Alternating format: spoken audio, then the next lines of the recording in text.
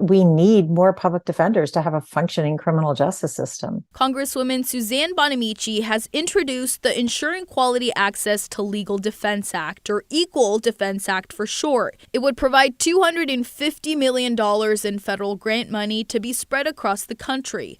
Oregon in particular has a massive shortage of court-appointed attorneys. We need 1,300 more. I really want to make sure that our criminal justice system is working as it should.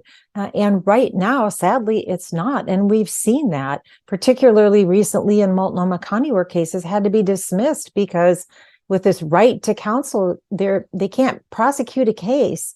The American Bar Association found Oregon only has 31% of the public defenders it needs. If you can't get a lawyer, you can't have your case heard. So the shortage has led to Multnomah County judges dismissing nearly 300 criminal cases since February. If we only had the public defense lawyers we currently have, it's virtually impossible to meet the needs. There's no shortage of lawyers. They're just not choosing this type of work. Oregon's the only state in the nation that relies entirely on contractors like large nonprofit defense firms or small private defense attorneys that contract for cases. And many of them are not taking on new cases because of the workload and poor pay rates. I started with a number of other attorneys, and I'm the only one still at this office from the people who started on the same day I did, because the work is so hard, because the work is underpaid, because the work is so much stress and vicarious trauma in a lot of ways.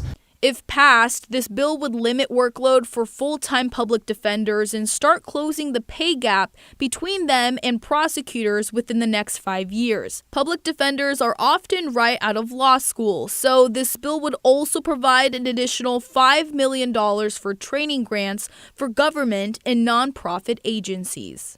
Daisy Caballero, KGW News.